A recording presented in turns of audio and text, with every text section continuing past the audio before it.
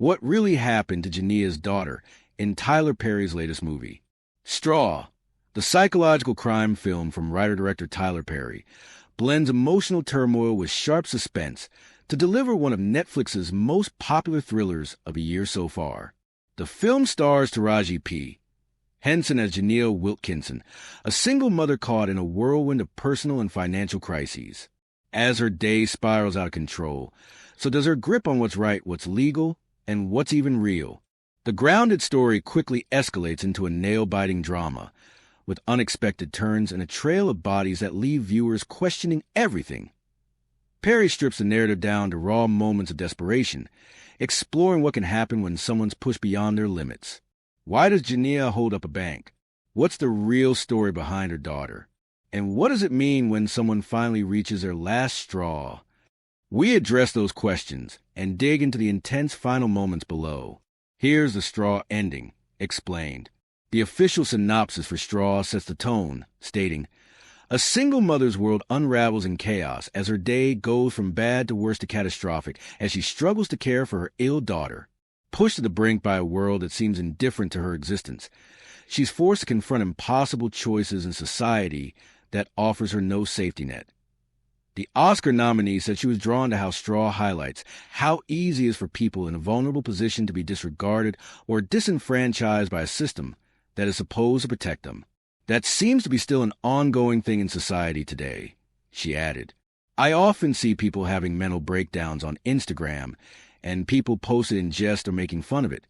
But I'm like, at the end of the day, was that person treated like trash, or were they treated like a human who needed help? So I'm always interested in that. And that's what I found very interesting about playing this character. This woman is just trying to make it through her day and take care of her child by herself, with all the odds stacked against her. I've been there before. After losing custody of her sick daughter Aria, Gabby Jackson, Janiyah's life completely unravels. A racist cop, played by Tilky Jones, runs her off the road, seizes her car, and confiscates her expired license.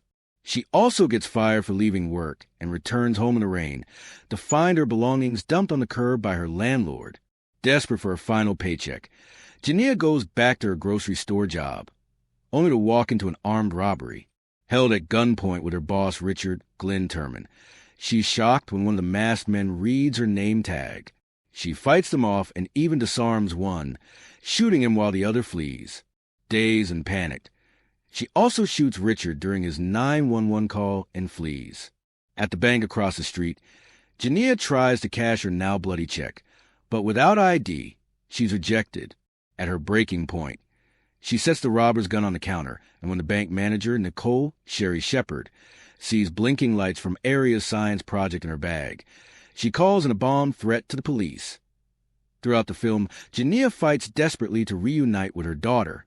Even as she faces severe criminal charges, Nicole and Detective K. Raymond, Teyana Taylor, sympathize with Janiyah's pain. She pleads with Nicole to care for Aria and promise they'll arrange visits in jail. But tragedy soon strikes when Janiyah's mother, Dolores Cheryl Frazier, calls and delivers some shocking news. Aria died from a seizure the night before. As it turns out, Janiyah has been hallucinating her daughter's presence all day, thoroughly lost in grief and denial. Reading the script, I was blown away, but then it made sense in her actions, because what it showed me was that she snapped a long time ago, she continued. She snapped the day before. She was just on automatic. She wasn't even in her body, to be quite honest. I just played the honesty of her living the life as if nothing happened. As Janiyah wrestles with the heartbreaking loss of her daughter, tension escalates outside the bank where she's holed up. An FBI extraction team moves in, ready to storm the building, promising an explosive and brutal showdown. The air is thick with chaos, and soon, tear gas is unleashed, bullets seem to fly, and it feels like disaster is inevitable. However, the violence turns out to be a hallucination. In reality, Nicole calmly talks Janiyah down, and she ultimately surrenders, walking out of the bank as police surround her and Nicole. Detective Raymond immediately steps forward, positioning herself between the FBI and Janiyah. She cuffs Janiyah and then breaks the tension with a simple and gentle, "It's nice to meet you." In that moment, Janiyah turns and spots a crowd of protesters gathered outside, standing in solidarity with her and offering her support amid the pain of her ordeal. The line between reality and hallucination blurs toward the end of the movie, but it does leave clues. There are two confirmed mind tricks in Straw.